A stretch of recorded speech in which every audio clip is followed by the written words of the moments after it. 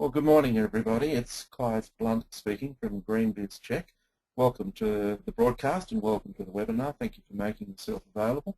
For those of you who maybe can't make this broadcast, and I know that you've registered, the broadcast will be made available and there'll be an information package which will come out to your registered email a little bit later. Good of you to make the time available. What we want to do is skip through some fairly critical and vital information in about the next 45 or so minutes. We don't have a huge group doing the listening at the moment, so what we will do is try and encourage any questions as they come along. As you see, you would like to ask them, so please do. We'll try to make it reasonably interactive.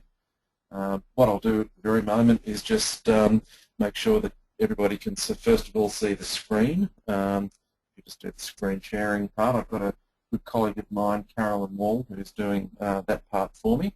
At the moment, I'm just hang on a second, if you wouldn't mind, for everybody. Carolyn, can you just check on the screen? There you go, screen sharing, great. And I'll get to the next slide, thank you. Just introduce myself as your presenter. I won't bore you with my background. You can look me up on LinkedIn and any of those places, but perhaps the most important thing is that I'm a rather passionate individual about helping organisations transform their businesses.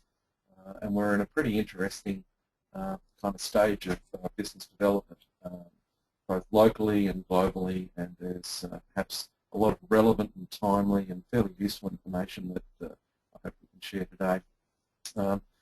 As I said, we'll do the questions as we go. We've got two vote polls to do along the way, a couple of questions that we'd like your feedback on. If we can get that, that would be very helpful. And also I'm going to apologise just in advance for a few busy slides that we've got. Not terribly many, but one or two are a little bit packed. We won't be going through each and every piece of it. What we will do is extract one or 2 points to hopefully make some good examples that make sense for people.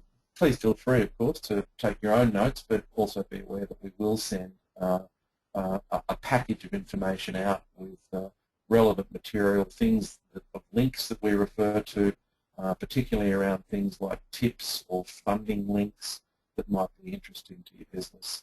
So while you might feel desperately compelled to write it all down, maybe I can save you the panic. That might be a little bit easier for you. So maybe if we just move to the next slide as the topic overview. What I want to do is just probably move through these reasonably quickly. We want to talk first of all about sustainability being one of 5 global megatrends. A little bit of discussion around what sustainability is, not too much on that score. A little bit of discussion around triple bottom line and its importance to a lot of businesses. We also want to look at, excuse me, the commercial rationale for organisations to be more sustainable. Spend a little bit of time looking at what we call benefit scales for behaviours and stakeholder engagement. There's a few areas there that relate directly to strategic growth, and we'll spend a little bit of time maybe picking 1 or 2 of those examples out. We'll talk about a couple of business case examples that we've got, and then we'll cover off maybe 10 or 15 high-value, low to no-cost actions that most everybody can probably do. There's a page on funding and grants links. They're landing pages. They're not the exact ones you may need for your business, but it's a good piece of work that's been done that'll fast-track any information you may need there. And we'll do a summary and a Q&A at the end if there is any residual questions. So we'll start with the 5 global megatrends. If you can go to the next slide there. What we'll do first of all is just quickly cover off the 4 that support the 5th one, and of course the first one of those things is urban living. These trends have been recognised by a number of different think tank groups and independent studies, and major business are acknowledging that these are the things that they're building their infrastructure and their investment around in the next 20 to 40 years. So first of all, urban living, one of the numbers that's quite fascinating is about 70% of the world's population is going to live in cities by the year 2025. Presently, that's 40%. That's a huge shift in the way that cities have to cope with strain on their planning and their infrastructure. So organisations are gearing up to do that and to do it well. The next one, of course, is the ageing population in all parts of the world, more particularly in the Western world. Currently, the average age of Western world inhabitants is 43 years old. In 2025, it's going to be approximately 55. And while 55 is probably the new 40 back then, it still means that there's going to be an impact on the infrastructure and health and the support systems and welfare of many of those Western organisations and also their countries and their planning processes. Next one is also a growing and divergent middle class. India and China is going to have a middle class of about 500 million people by 2025. It's presently 220 million, with about 200 million in India and about 20 million in China. China's middle class is going to grow at about 10 times the rate of the rest of the world. Latin America is also expected to grow about 5 times the rate of the rest of the world. So that's an extraordinary growth in the middle class area. And that's the sort of things where people expect to see hot water in houses, education for their children, transport, safe practices, basic health. Those kinds of things, while we in the Western world may take those somewhat for granted, are becoming more and more things that people will defend and fight for, and there's going to be a significant impact on global resources to accommodate that demand. The fourth mega trend, of course, is technology, and while this has been happening for well the better part of forever, but more specifically from a digital point of view, from about the 1960s or 70s, it's continually becoming more affordable. But it's predicted to be the most costly aspect of nearly all services provided by 2025. So that will account for labour as well. So in other words, instead of allowing for about 2/3 of your costs as a service-based business in labour and delivery, you're going to be ending up allowing for about 50% of the costs in technology support. So that's an extraordinary shift as well. The overall service cost may in fact decrease, but the provision of services that are going to be digitised or made virtual are going to increase exponentially. And that's another significant shift. So more and more people are going to be involved in the back office delivery and design of technology. Sustainability, while it's the last on the list, it's the one we really need to talk about. It's really all about doing more with less, about using fewer renewable resources and unrenewable resources more efficiently. As a strategy, it's the window that connects responsible businesses with informed customers. As a societal cause to become a defining purpose for leading organisations. By about 2025, it's likely to be a legislated right to operate for more than 90% of businesses in Australia. That legislation currently exists only in terms of product use and waste output presently. There are a raft of different significant legislations with big pieces of penalties if you get it wrong. That is changing. There is draft legislation now being planned, and the implementation of this process will go to the efficient use of resources. So there's a few things you can do there in light of these trends, and maybe they aren't new to all of us, but there's a couple of things you can do. You can ignore it and hope it's going to go away. Probably not the best thing to do. You can react to it as it occurs, and I think in fairness, maybe a lot of people have done that in the past. You can plan for it to the best of your ability, or you can simply embrace it. It's very difficult to embrace something that's absolutely brand new unless you know some more about it. So there's probably a learning curve for a lot of organisations to be able to understand it and to be able to work through it well enough. There was a recent innovation conference on the Central Coast, and it was called the Innovation Summit. And they had a futurist called James Bradfield Moody speaking about something called the sixth wave of innovation. He presented some rather compelling and very interesting information, but it was all about succeeding in a resource-limited world. So the message that James Bradfield Moody was giving everybody was plan to be efficient, plan to use waste, plan to factor everything that you currently don't make value from in your delivery chain of services or product into your business, find smart partnerships, get to people that make sense. And there's a lot of information available. He runs a separate website. I'd encourage you to certainly look that up. There's enough links in the work that he's done, but it was a fascinating message and very, very timely. So let's maybe spend a moment and look at what sustainability is if we move to the next slide. One of the things that we always struggle with, I think, is defining sustainability. But for the purpose of it not being a Webster's or an Oxford dictionary contest, we're just going to start with, to be sustainable, first you have to be. As a business, you have to be around, you have to be planning and doing sensible things that give you the option to make decisions to impact where you work and how you work and who you work with. So that means just being prudent to begin with.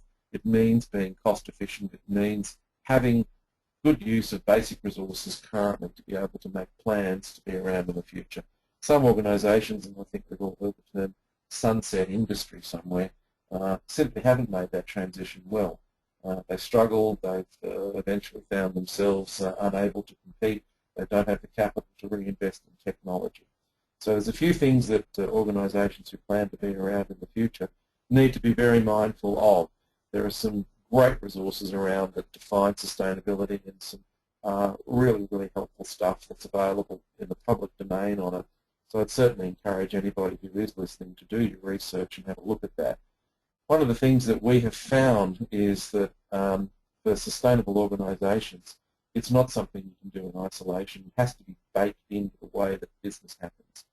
By that, what I mean is it's integral to every facet of operations. It is integral to the decision-making processes. It's integral to the planning processes. It's not a bolt-on. It doesn't sit at the end of an existing list of strategic items that says, oh, here's sustainability. What it is all of those strategic items will be considered in a sustainable manner. If it doesn't meet sustainable criteria, then there needs to be some proper investigations whether that's required. There's a fascinating conversation going on in many boardrooms at the moment because a lot of organisations are still trying to get a grip on what this means for their business, believing that they may not be in a heavily polluting industry or it may not have the focus of attention of any legislators at present. But those organisations that present themselves as being sustainable may be at the forefront of a rather large wave, and that's probably the place you really want to be. You certainly don't want to be in the backwash of that process. There are opportunities for organisations that can differentiate themselves as being sustainable, provided their messaging is clear, provided that their consumers and that their investors and their stakeholders understand what it is the organisation is trying to achieve and that it's pinned to a broad strategic purpose. That's the most important part. Lovely chap called Professor Michael Porter, who's the guru of everything management, fairly recently said the financial and social benefit of taking environmental action now outweighs the cost. That used not to be the case. This was a quote from about 3 years ago. I think that has only been demonstrated more in those 3 years. His view of this now is that organisations who do good do well. That was a quote from Milton Friedman all those years ago, that well-known economist, and he did say that organisations that do good do well. And obviously what that means is organisations that can demonstrate their societal good, their place in the world, will probably do better than those that don't. It's not a surprise that there's a couple of very large leading organisations in Australia, Westpac, Origin. There are a number of other organisations that have probably some of the most impressive sustainability material available in the public domain. If you want to see what it looks like, I'd certainly encourage you to have a look at that. There's another couple of organisations that do sustainability reporting.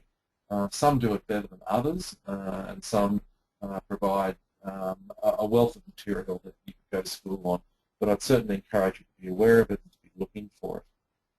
One of the things I'd like to do now is move to the next slide and have a quick discussion around triple bottom line.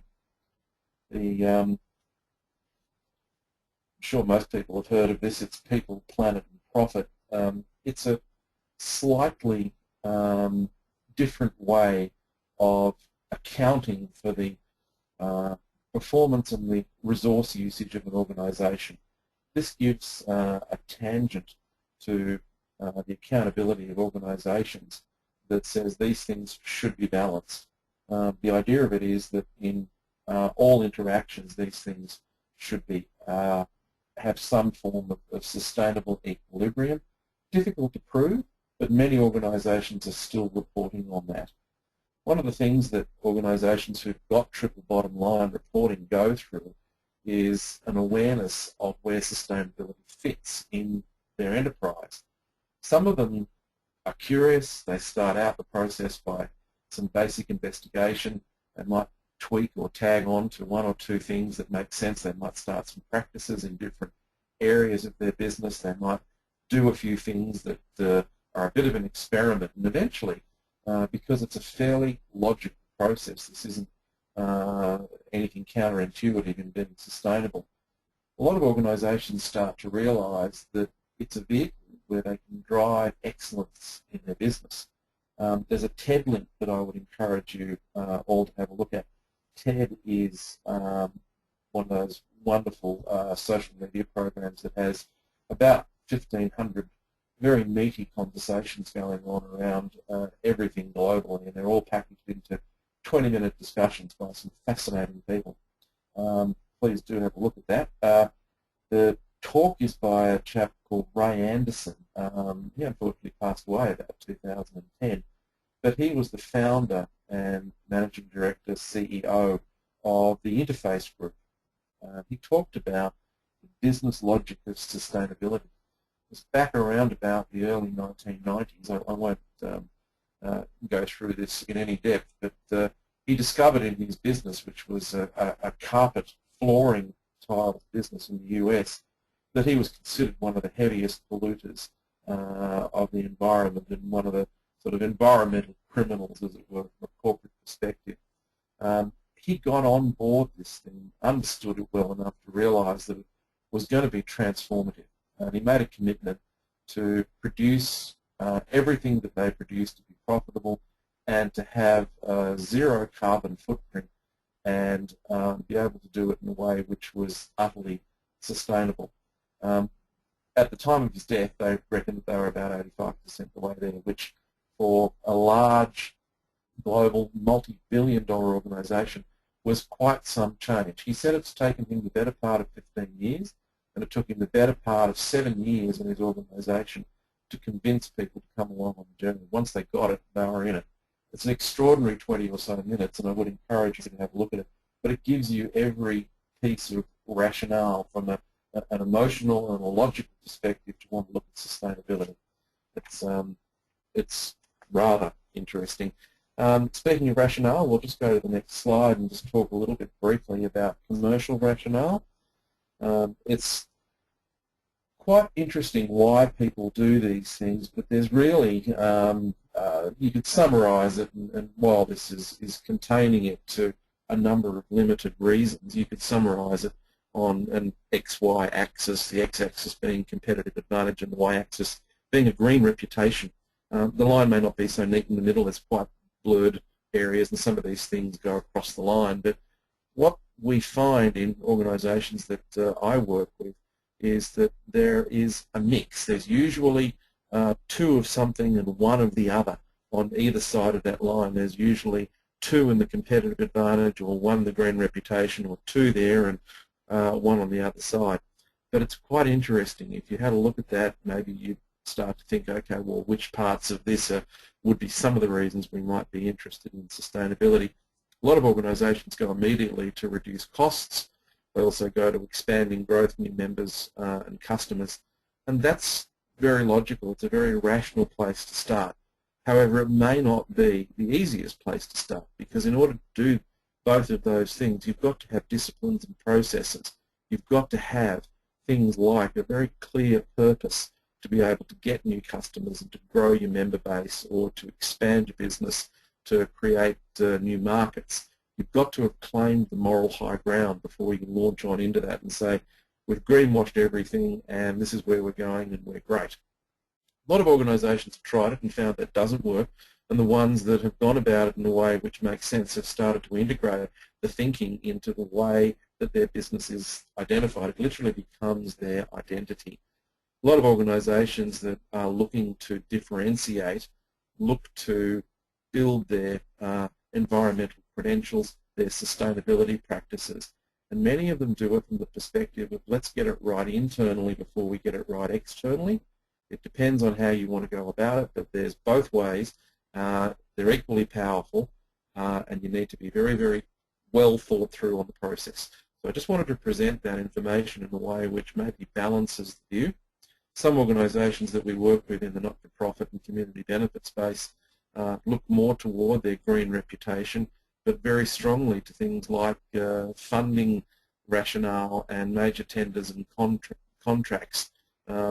Now more than ever, people who specify standards for work contracts or funding packages or grants are specifying that organisations have to have a sustainability practice. The worst thing you can do is go, I wonder what that is, I better Google it. And if you Google it and you look 10 into the list on Google, you'll find sustainability policies. You can grab a policy off the internet, no problem, cut and paste it and dump it in your response documents. But I think all of us probably know that people who do tender assessments for a living are fairly smart, and they'll grab that and they'll check where you got it from. It's nearly the worst thing you can do, because the next question that comes back is, well, that's fantastic, but how have you applied it? And if you don't have any substance in how you've applied it, you might be in a bit of trouble. Some organisations do that a little bit differently. They explore and check first, and then they develop it as a process with staff, and in some cases even with their customers. But it's good to be able to check the commercial rationale. There's a vote process now that I'd like to be able to take you through. To do this, I think we're going to stop some of the screen sharing, and Carolyn, my colleague, is going to put up a vote question, and it's the first vote question that says, and hopefully this will come up on the screens, what is the strongest driver for sustainability in your business? It's going to say that there's a number of options, and there's about 5 you can choose from. So please feel free to click any one of those 5, and we'll just treat it as being the strongest of those 5. And the first one is do the right thing by the environment. The next one is improve your business efficiency. Third one is reduce costs. Fourth one is to win major tenders, contracts. The fifth one is engage staff and stakeholders. So if I can just ask you to vote now, if you can just click and respond, that would be very helpful. We'll just give that a minute to happen.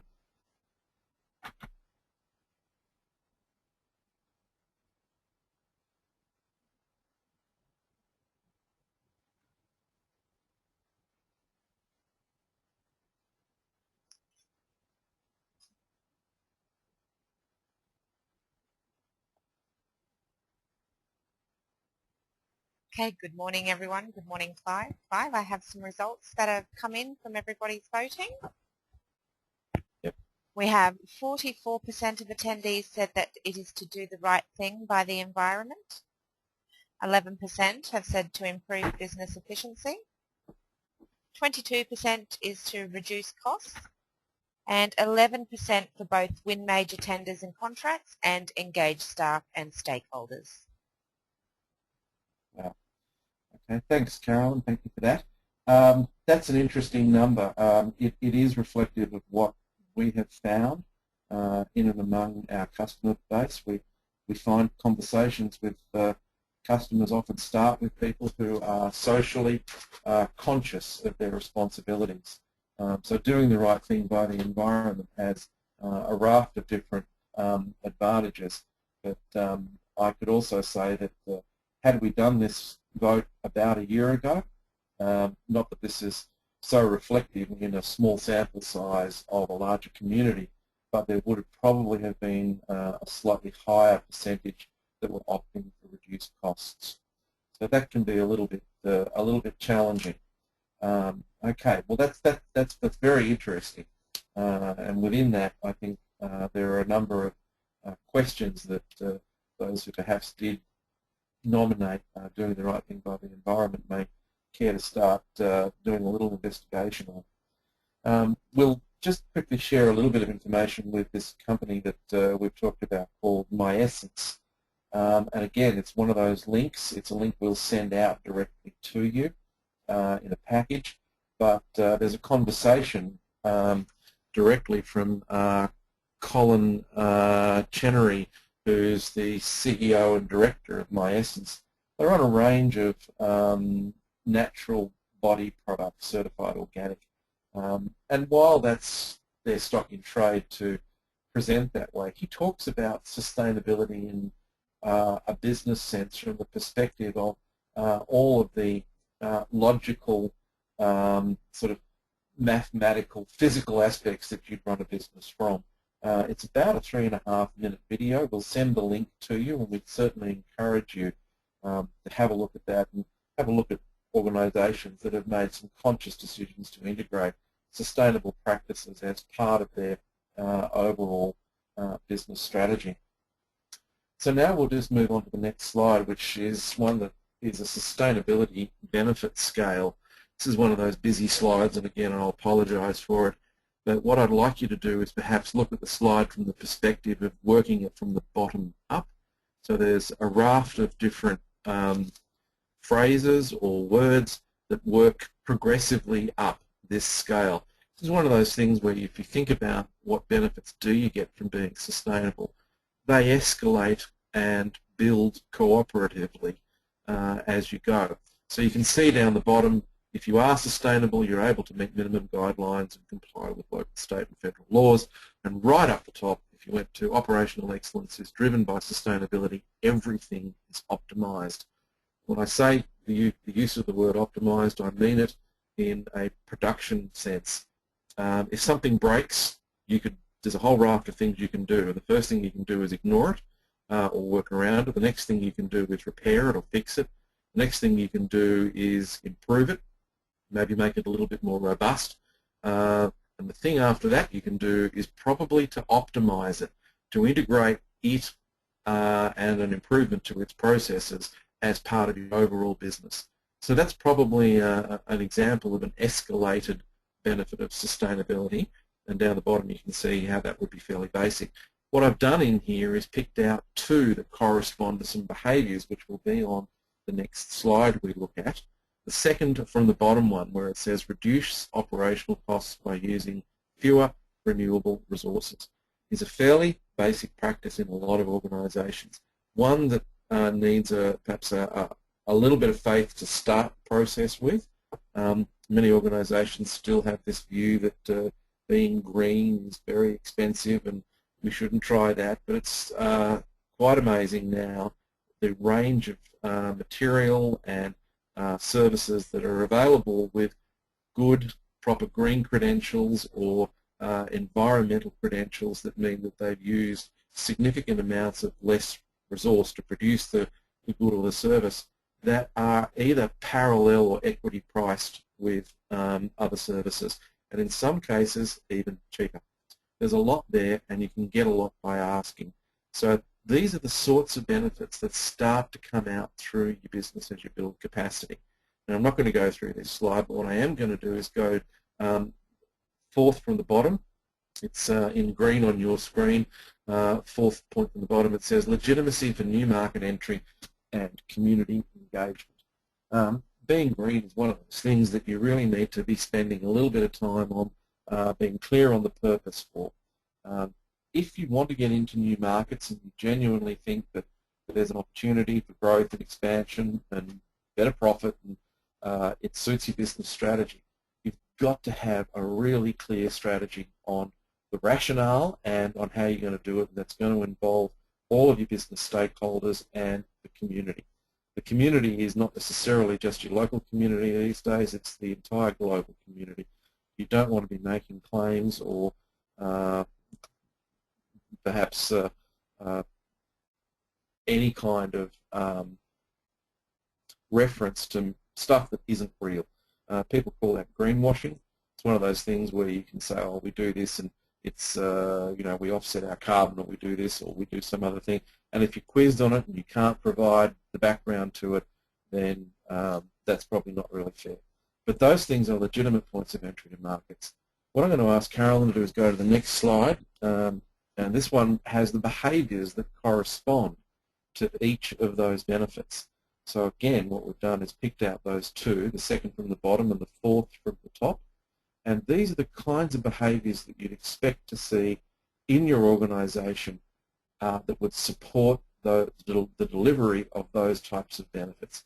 If you can match up these behaviours with those benefits, then that's an exceptionally good strategic growth path for most organisations. If we have a look at the behaviour here that would produce lower costs, second from the bottom, a good behaviour would be people tracking and monitoring common escalating costs and actively encouraging conservation behaviour. Actively means engaging people. It doesn't mean passively. It means not just having it there. It means drawing attention to the fact that it's there, having a conversation, asking customers or consumers what they think about it and responding to it, and being responsive to some of the suggestions, trying things that may work or may not, depends on how they say it and what business you're in. But that would be a very good example of the kind of behaviour that would support reducing costs. And fourth from the top on this list, again with this reference to companies who do good, do well, it is a clear and leading market penetration strategy. There are organisations now that have a very clear societal purpose. I'm not sure I'm going to get the quote right, but I think it was Al Gore who said that every person who currently lives on the planet or will ever live on the planet has an interest in sustainability and being able to breathe the air, drink the water and eat the food. Organisations that link to a clear societal enterprise or purpose are likely to be doing better than those who don't. So those that have got it will certainly benefit from it. So that's the sort of behaviours that you might expect to see in an enterprise that is going to have those kinds of expectations and growth strategy. So if we move on to the next slide. Talk a little bit about stakeholder engagement. Again, it's a slightly busy slide, but there's a few areas that are rather critical. One of the ones at the top, leadership, management and staff. Just want to maybe give a few examples of things that I suppose demonstrate sustainability leadership, and they are basic.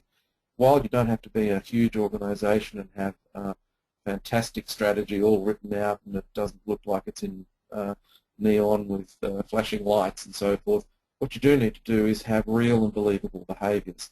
For that to happen, you need people who are willing to walk the talk, I think is the expression.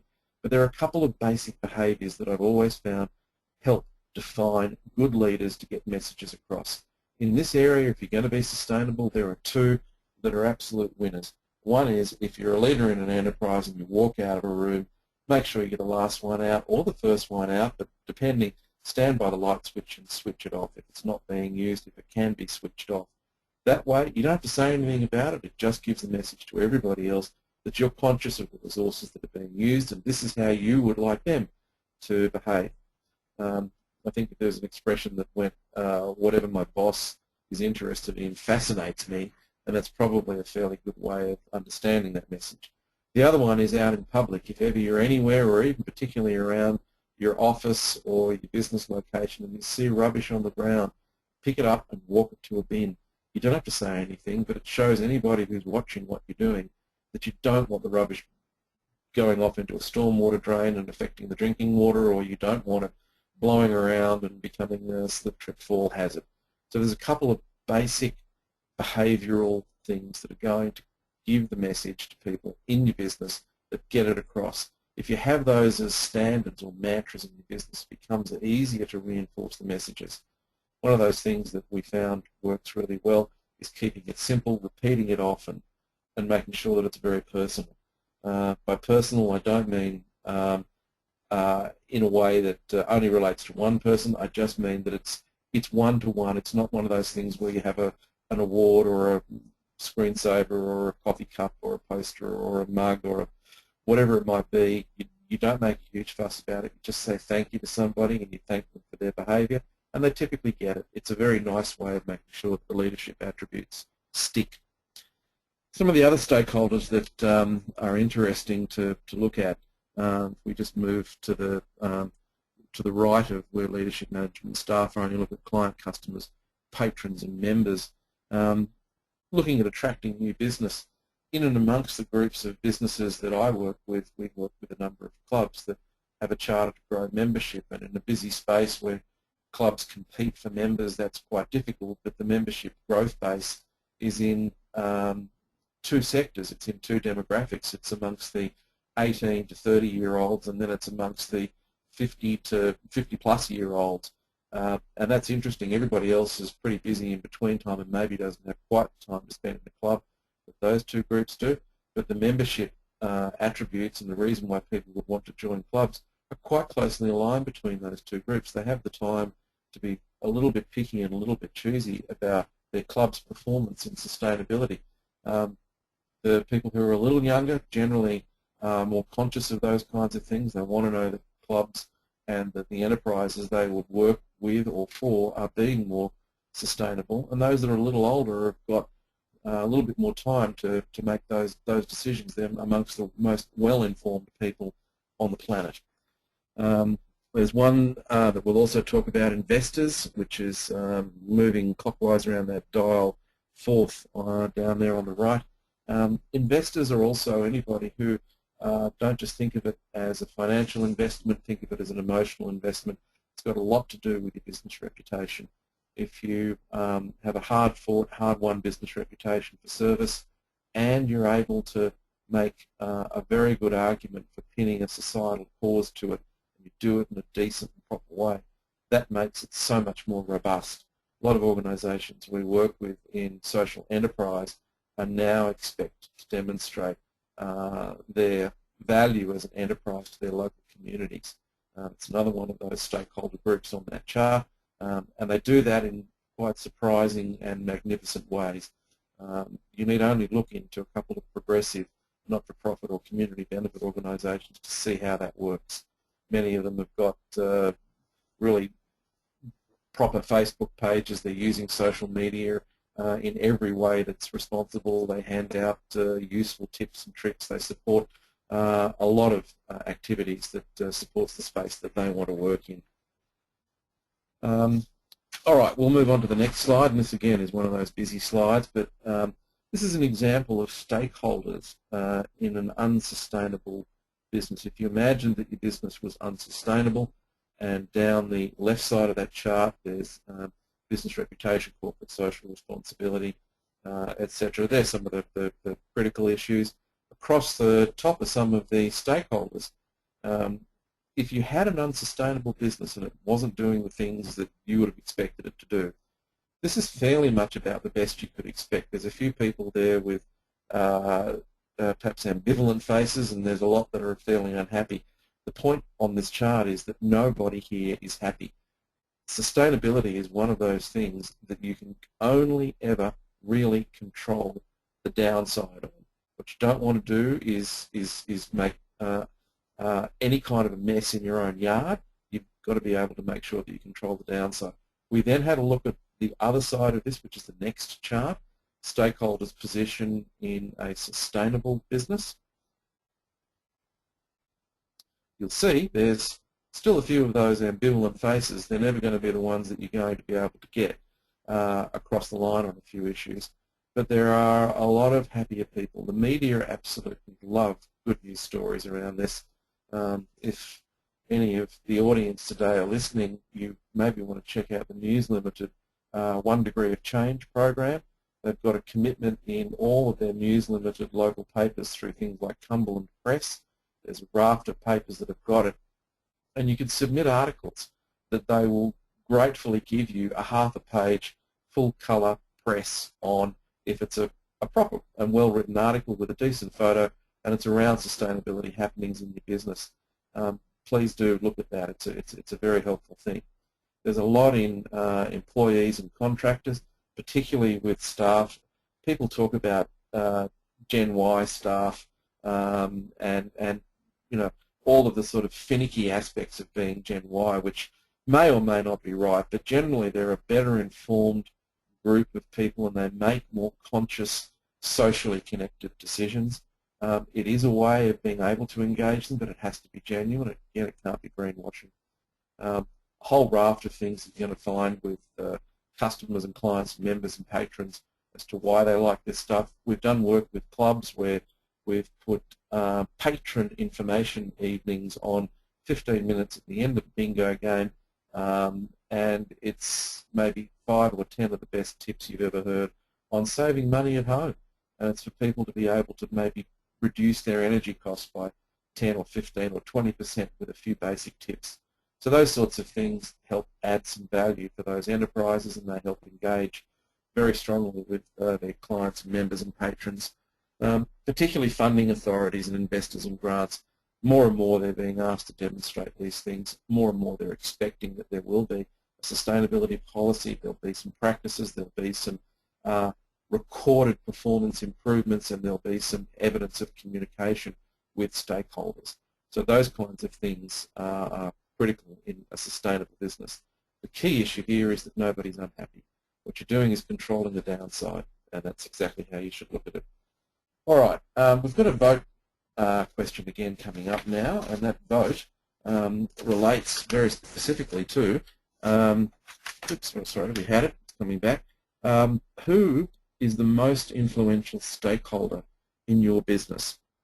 So I'll ask you to vote, either customers, government, investors and shareholders, or local community and media. I can just ask people to click one of their preferences, and then when we've got most of the votes in, we'll ask Carolyn just to share that information.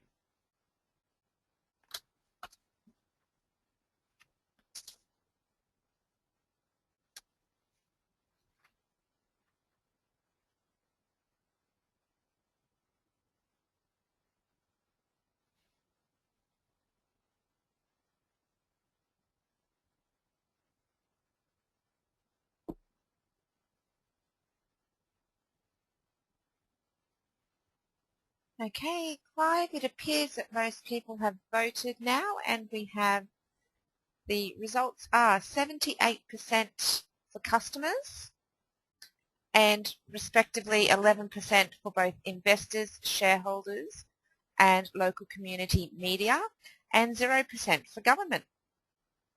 Okay, interesting. All right, well, look, thank you for that vote process. That's not surprising, and it reflects most of the organisations that we speak to in terms of their customer awareness processes. But there are more ways of engaging customers than some of the things that perhaps have been done up to this point. What we'll do is move on then to the case study. One of the case studies that our organisation, GreenBizCheck, has done is with a company called DLA Piper. They're in fact the world's largest law firm. They have an office in Brisbane that we've worked with, and they were interested in being able to create some efficiencies in and around the way that they use their resources within the office. One of the things that we did over a period of 6 months is work very obviously to identify a number of fairly straightforward but critical things that weren't being done that could have improved some of their energy use. So over 6 months we saw a reduction of nearly 40% in energy use through electricity, and a reduction of 20% in consumables through the office. So that was very specifically paper usage and stationery. One of the things that we asked them to do was they activated some IT power saving applications. They had those kinds of things available. They simply weren't being done on multifunction printer devices. There wasn't settings for economical use. Things were being used in unfortunately the most inefficient way. But we worked with them to identify what they were and to implement a basic discipline of making sure that they were done. Had switch-off campaigns and the air conditioning settings, and we'll cover off a little bit about that in a moment with a couple of suggestions on low to no cost things that can be done by most people just to start saving some money and start the sustainability message within your business. The other thing we did was implement a major paper reduction strategy. The next case study is a company called Resources for Profit. and that is a business that we worked with for a period of 24 months. So over 2 years, what we saw was a reduction of nearly 45% in electricity energy use. We did that through the implementation of dozens of 1% solutions. What that means is there wasn't one obvious culprit that was costing them 20 or 30%. It was a multiplicity of smaller actions which added together created a whole raft of savings for them. Again, it involves switch-off campaigns of air conditioning settings, and again, the implementation of paper strategies. So that's an example within an office setting. So there's a few good examples of organisations which take the view of being more resource efficient, of being more committed to exploring some of the options that don't impact. In fact, in many cases, they improve office productivity or output, and they get the kind of benefits that organisations then start to want to look for. So that's a couple of the case studies. What I'd like to now do is move to a few of the high-value actions. What I've got is a raft of about 5 slides with 3 points per slide. I'm not going to read them all for everybody here because this will be in the information package we send out, but I will maybe just point out one or two of the, or maybe 1 point per page as we go through this. So these are the things that we found to be probably the most basic, the lowest to near no cost things that organisations can do that will certainly start them on the path of being more aware of some of their use of resources and more sustainable. Point 3 on this slide says use a timer on external lighting and non-food grade refrigeration. We do work with organisations that in some cases they're hospitality, in other cases they're retail, but they have non-food grade refrigeration, things that are cryogenically packed, or they're cans or bottles of drink, that sort of thing. And what we've made suggestions around is doing the basics, which is putting it on a timer that switches it off about an hour or so prior to the cessation of trade on a day and switches it back on about 2 hours before trade on the next day. What that does is, because nobody's opening a fridge or gaining access to it, it keeps the fridge temperature within 1 or 2 degrees of the normal chilled cabinet temperature, and it really doesn't make that much difference in terms of the product coldness, but it saves around about 10 or 11 hours or 12 hours of runtime overnight. So those kinds of basic things are quite helpful. External lighting, you don't need it on during the day. Some have got motion sensor switches where they come on whether somebody walks by it in broad daylight or not. So those kinds of things are the examples of things that you might be able to do on that page. If we go to the next page,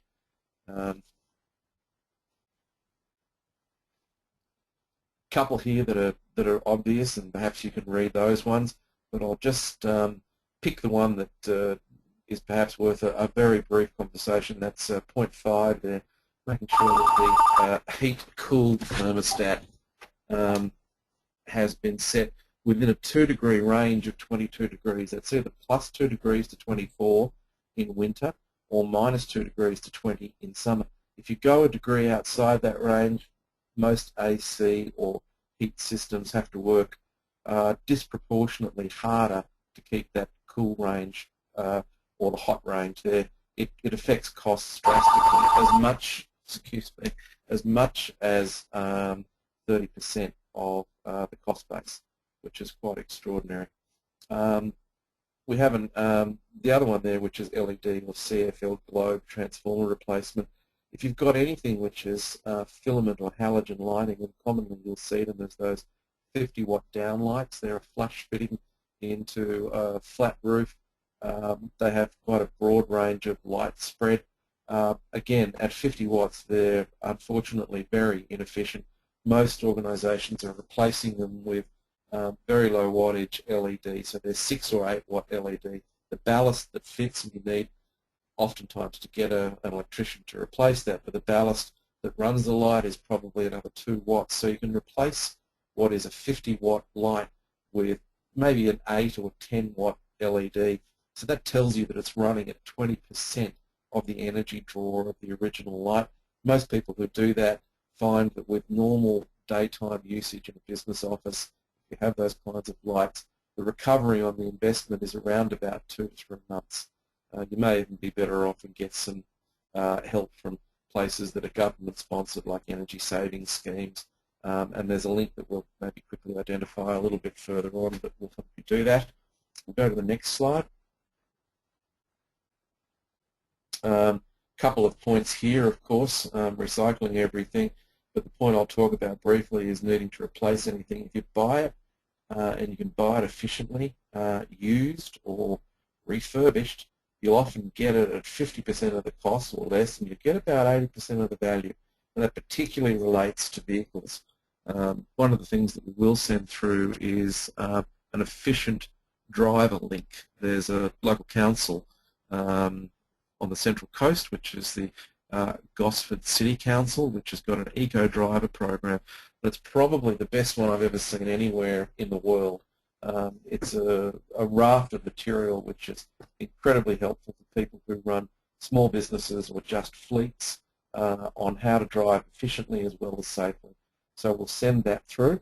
One of the things that we find organisations do oftentimes is buy a new vehicle, they'll run it for a period of kilometres, they'll get rid of it, and they have a process which gives them their right back. They may not incur GST costs and they may not incur tax on that process. Provided you're running that financially efficiently, that's great, but some organisations don't get those benefits and they're in fact better off looking at second-hand vehicles. There's not been any significantly new technology in the last 5 to 6 or 7 years, and even unfortunately hybrid technology isn't quite as efficient as everybody would like it to be. It still doesn't quite offset the increase in the capital cost to get it, but there's not been any new technology which has improved vehicle fuel usage in any way significantly. It's been improved in small increments, so getting a vehicle which is 6 or 7 years old gives you 90% of the fuel efficiency that a current vehicle will have at around about 50% of the cost. So there's a few things there to consider. We'll look at the next slide as well. Couple of points there on Paperless Office, water usage. One of the things we will talk about very briefly is replacing IT servers with the sorts of defined efficiency parameters that are now available. Most people will probably have an IT company that provides them advice, and if you go to them and say we need a new server, what they're likely to do is spec a server. Certainly it'll fit your needs, but it may also fit their profit profile, and that's good, but you've got to ask some questions around things like power draw, heat output, remote shutdown capability. You need to make sure that you've been informed about what's available and you can make some choices. Better still, if it's practical, you've got to use cloud technology, but that is not right for a lot of organisations. It depends. It's about 50% it suits and 50% it doesn't. So until a few things change there or it becomes significantly cheaper and more secure, you still need to do your homework really, really well. Next slide on the HighValue Actions. Insulating building office outlet, draft proofing doors and windows. The number is about 35% of the heated air volume or cooled air volume that goes into a building in winter or summer bleeds out through the apertures around door closures, around window openings, around roof cavities. It's an extraordinary number, and just putting some basic draft proofing in, including things like window film to reduce ambient heat if it's directly in summer, makes such a huge difference. It's one of the things that most people who run offices aren't aware of, and they need to be asking their landlord. If they have a landlord, they need to be looking at it as a minor cost to improve the efficiency. There's last point on here as well, engaging the supply chain in green conformance-based discount contracts. Rather than just renegotiating with your supply chain, one of the things you can do is start to engage them in the process of being more sustainable by asking them if they can either come some way to meet your standards or what standards or certification green levels are they working to. It's good to be able to ask them to line up with your enterprise. We worked with a very large bank that has thousands and thousands and thousands of suppliers. And what they want to do, make sure, is that their reputation isn't tarnished by having a supplier identified as being grossly unsustainable or doing some practices that don't meet ethical requirements. So some basic questions into your supply chain will probably yield some very interesting responses and very likely some discounted contracts if you're able to negotiate well enough. So there's a few things there that might be of good use. So next slide, and we'll come close to wrapping this up, is the funding opportunities. Again, this will be in the information package, but there's several landing pages that might be helpful, federal, state, local government and private, a raft of different sources for you to go and investigate whether there's funding or grant opportunities for your business. Some of the basic ones under state government is the first link there. It's the ESS New South Wales energy package. That's where discounts are made available to the energy providers that they make available to their consumers. Government requires them to make available, so things like upgrades from filament-based lighting to more efficient compact fluorescent lighting are included in those packages, meaning that the light transfer process can be done either at low or very low or no cost if you haven't had any of those benefits previously in your business.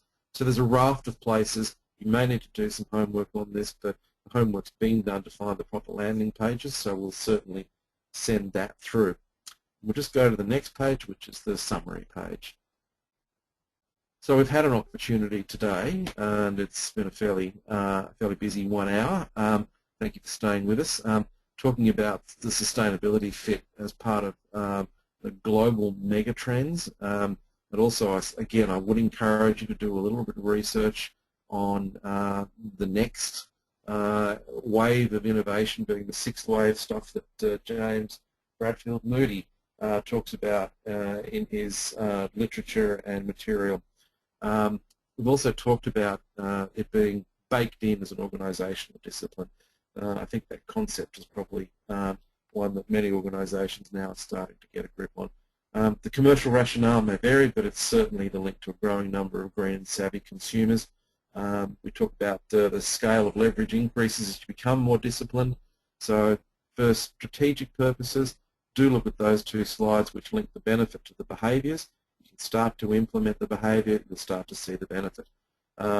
We look very, very specifically at the leadership aspects, and behaviours of staff are going to come directly from the felt leadership of the business, meaning the things you're able to do personally that you can show a value for sustainability. We talked about stakeholders being contained and well managed in a sustainable enterprise, and we've covered off those few simple low to no cost things, high value actions that can be done, and the funding links. So I'll thank you all very much for staying. One of the things that we will encourage you to do is also look to our next webinar. That's occurring on Thursday, the 18th of July. It's being facilitated by our Melbourne Business Director, Justin Lee. It's called The Green Lining. It talks about how businesses can cut through the cloud and put more into their pocket. So there's some very interesting material that Justin will cover off there. That one's at 11 o'clock, same time as this, but on Thursday, the 18th of July.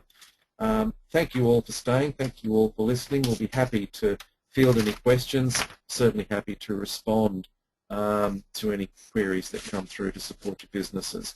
So hope this was enjoyable, and we'll speak to you all again fairly soon. Okay. Thank you.